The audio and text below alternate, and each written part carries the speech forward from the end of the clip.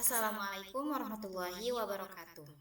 Selamat malam teman-teman semua. Sebelumnya perkenalkan, nama saya Hairamir Ahandina dengan NIM 241001025 dari Program Studi Informatika Fakultas Rekayasa Sistem Universitas Teknologi Sumbawa. Jadi, pada kesempatan kali ini saya akan membahas salah satu framework web paling populer di dunia Python, yaitu Django. Dengan judul presentasi, Django pada Python membedah framework web terpopuler di ekosistem Python. Jadi, melalui presentasi ini, kita akan mengenal apa itu Django, mengapa framework ini banyak digunakan, bagaimana cara kerjanya, hingga alasan mengapa banyak perusahaan besar mempercayai Django sebagai fondasi aplikasi mereka. Baik, mari kita mulai pembahasannya. Jadi sebelum membahas Django, tentu kita harus mengenal terlebih dahulu bahasa yang menjadi fondasinya, yaitu Python.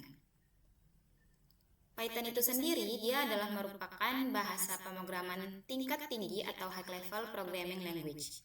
Bahasa ini terkenal karena sintaksnya yang sederhana sehingga lebih mudah dipelajari dibandingkan banyak bahasa pemrograman lainnya.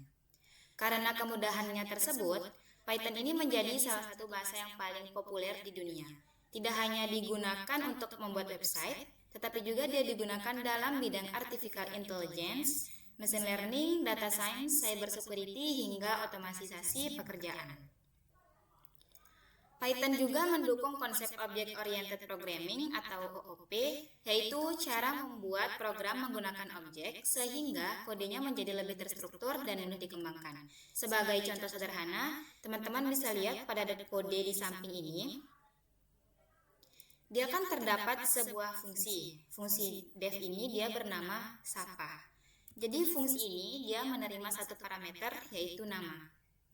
Kemudian dia mengembalikan teks. Teksnya itu halo yang digabungkan dengan nama tersebut. Nah, saat fungsinya dipanggil print Sapa Django, maka output yang dihasilkan itu adalah halo Django. Nah, contoh sederhana ini dia menunjukkan bahwa sintaks Python sangat ringkas, mudah dibaca, dan mendekati bahasa manusia. Kemudahan inilah yang menjadi salah satu alasan mengapa Django ini dibangun menggunakan Python. Selanjutnya, mengapa kita harus membutuhkan framework? Sekarang sudah muncul pertanyaannya, teman-teman. Kalau Python sudah bisa membuat program, mengapa kita masih membutuhkan Django ini? Bayangkan kita ingin membuat sebuah website tanpa menggunakan framework.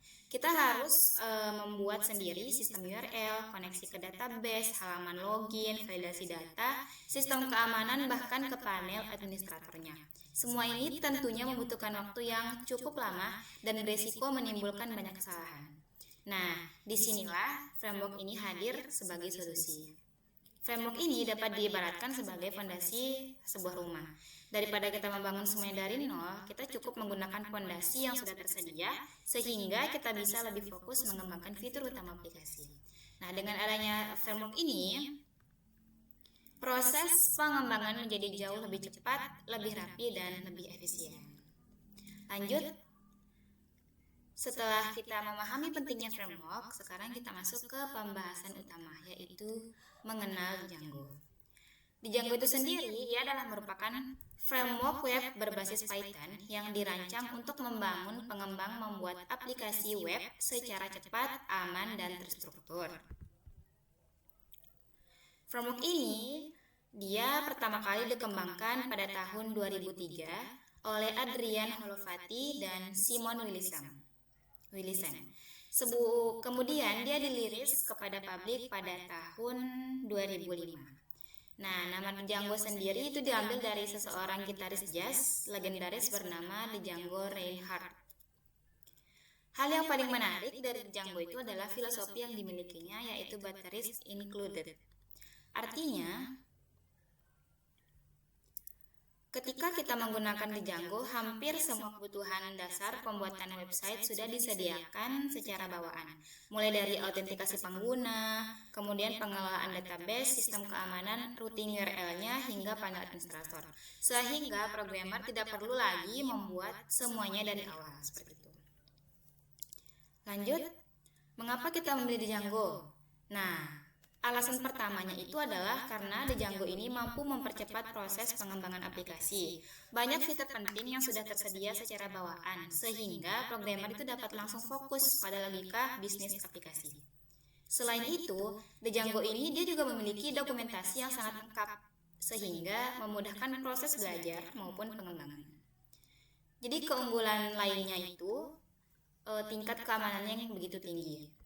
Django telah menyediakan perlindungan terhadap berbagai serangan seperti SQL injection, cross-site scripting atau XSS, serta cross-site request forgery atau CSRF.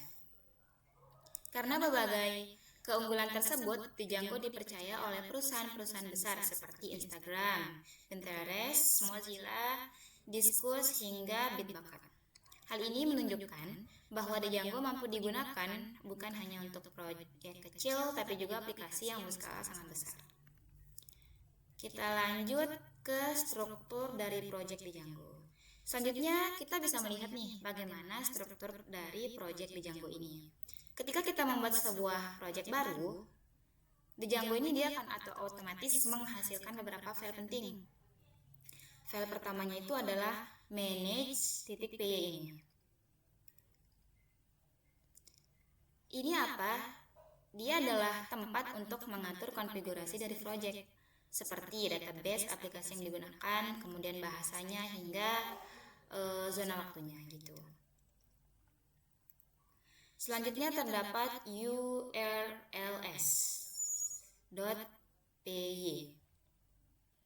Ini dia bertugas untuk mengatur alamat URL agar pengguna itu dapat mengakses di halaman tertentu. Kemudian ada views, berarti tampilannya. Kemudian ada models.py. Nah, ini digunakan untuk mendefinisikan struktur tabel dalam database. Sedangkan folder templates berisi halaman HTML yang nantinya akan ditampilkan kepada si pengguna. Dengan struktur yang jelas seperti ini, kode program nanti akan menjadi lebih mudah tentunya dan dipahami serta dikelola. Selanjutnya itu ada dasar coding Django. Nah, sekarang kita masuk ke beberapa perintah dasar yang sering digunakan oleh Django. Perintah pertamanya itu adalah Django trip admin start project my project. Nah, ini dia digunakan untuk membuat project Django yang baru kan. Setelah projectnya dibuat, kita itu diarahkan untuk masuk ke folder project menggunakan perintah cd. Kemudian kita dapat menjalankan server lokalnya menggunakan perintah python manage.py run server. Nah, ketika servernya berhasil dijalankan, websitenya dapat diakses melalui browser pada alamat localhost. Selanjutnya terdapat perintah python manage.py start add block gitu. Nah, perintah ini digunakan untuk membuat sebuah aplikasi baru di dalam project. Jadi perlu kita ketahui bahwa satu project di Django itu dia dapat memiliki beberapa aplikasi yang saling bekerja sama. Sebagai contoh, sebuah website toko online dia kan dapat memiliki aplikasi produk, aplikasi pembayaran, dan aplikasi pengguna dalam satu project yang sama. Kurang lebih itu contohnya. Selanjutnya itu ada arsitektur MTV.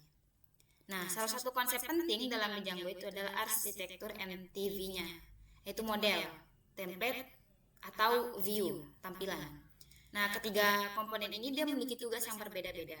Model ini dia bertanggung jawab untuk mengelola data dan berinteraksi langsung dengan database. Kalau template itu dia bertugas untuk menampilkan informasi kepada pengguna dalam bentuk halaman website. Kalau view sendiri berarti dia menjadi penghubung nih antara si template dan si models. View itu dia menerima permintaan dari si pengguna. Misalnya dia memproses data melalui model, kemudian dia mengirim hasilnya nanti ke template untuk ditampilkan. Jika disederhanakan, alurnya seperti ini. Pengguna membuka website, kemudian permintaannya masuk URL, kemudian diteruskan ke view. Nah, view itu mengambil data melalui model.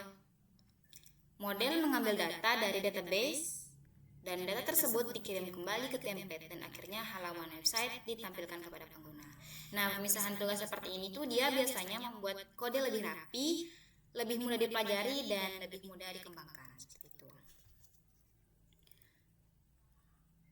Selanjutnya kita masuk ke Django ORM. Ini adalah salah satu fitur favorit dalam Django, yaitu Object Relational Mapping atau ORM. Biasanya ketika kita ingin mengambil data dari database, programmer kan dia harus menulis perintah SQL secara manual. Misalnya dia menggunakan perintah select bintang from mahasiswa. Namun dengan Django ORM, kita cukup menggunakan kode Python seperti mahasiswa.objects.all, terus ada ini kurungnya. Nah, Django ini dia akan secara otomatis menerjemahkan kode Python tersebut menjadi SQL yang sesuai. Keuntungan ORM ini adalah membuat kode menjadi lebih sederhana, lebih mudah dibaca, lebih aman dari SQL injection, dan dapat digunakan pada berbagai jenis database tanpa harus mengubah banyaknya kode. Jadi inilah salah satu alasan mengapa produktivitas programmer itu dapat meningkat ketika menggunakan Django ini. Selanjutnya kita masuk ke migration atau migrasi dari database. Setelah kita sudah membuat model database, kita perlu melakukan proses yang disebut dengan migration atau migrasi. Nah, migrasi ini dia berfungsi untuk menyelaraskan perubahan pada model dengan database. Langkah pertamanya itu adalah kita menjalankan dulu perintah. Python manage.py make migrations. Perintah ini akan mendeteksi perubahan yang terjadi pada model. Jadi dia dilanjutkan kemudian dengan Python manage.py migration. Nah, dengan migration kita tidak perlu lagi nih membuat atau mengubah tabel secara manual menggunakan SQL. Semuanya itu dilakukan secara otomatis oleh Django ini. Selanjutnya itu ada kelebihan dari Django. Berdasarkan pembahasan sebelumnya dapat kita simpulkan bahwa Django ini dia memiliki banyak kelebihan. Di antaranya ya ada proses pengembangan yang cepat, kemudian itu ada keamanannya yang tinggi, terus panel administrator otomatis, kemudian ada ORM yang sangat membantu pengelolaan database, kemudian skalabilitas yang baik, serta dokumentasi yang lengkap. Nah, dengan berbagai keunggulan tersebut, Django ini akan menjadi pilihan yang sangat tepat untuk membangun aplikasi web berskala menengah hingga besar seperti itu. Nah, dibalik kelebihan dari Django ini, Django juga dia memiliki kekurangan, teman-teman. Bagi pemula, Django itu mungkin terasa cukup sulit dipelajari karena memiliki banyak konsep yang harus dipahami. Selain itu, Django ini juga dia cenderung kurang cocok untuk aplikasi yang sangat sederhana karena framework ini memiliki banyak fitur-fitur bawaan seperti itu. Untuk aplikasi yang membutuhkan komunikasi secara real time seperti aplikasi chatting atau live notification, biasanya itu dia diperlukan teknologi tambahan. Meskipun dia memiliki beberapa kekurangan, kelebihan yang ditawarkan di Django jauh lebih besar, sehingga framework ini dia tetap menjadi salah satu pilihan utama para web developer. Selanjutnya itu ada kesimpulan dari Django. Sebagai penutup, dapat kita simpulkan bahwa Django ini merupakan framework web berbasis Python yang mengusung filosofi batteries include, sehingga berbagai fitur penting telah tersedia secara bawaan. Melalui arsitektur MTV, Django mampu memisahkan logika program, tampilan, dan pengelolaan data sehingga kode menjadi lebih terstruktur. Selain itu, fitur RM membuat interaksi dengan database menjadi lebih baik, aman, mudah, dan efisien. Tidak heran lagi apabila Django ini digunakan oleh berbagai perusahaan besar dan tetap menjadi salah satu framework web paling populer di dunia. Sehingga kurang lebih seperti itu. Semoga materi yang saya sampaikan dapat memberikan gambaran mengenai bagaimana Django bekerja serta manfaatnya dalam pengembangan aplikasi web. Sekian presentasi dari saya. Terima kasih atas segala perhatian dan mohon maaf atas segala kekurangan, apabila terdapat kritik, saran maupun pertanyaan, saya akan dengan senang hati tentunya untuk mendiskusikannya. Cukup sekian presentasi dari saya. Wabillahi taufiq wal hidayah. Waridho walinaya. Wassalamualaikum warahmatullahi wabarakatuh.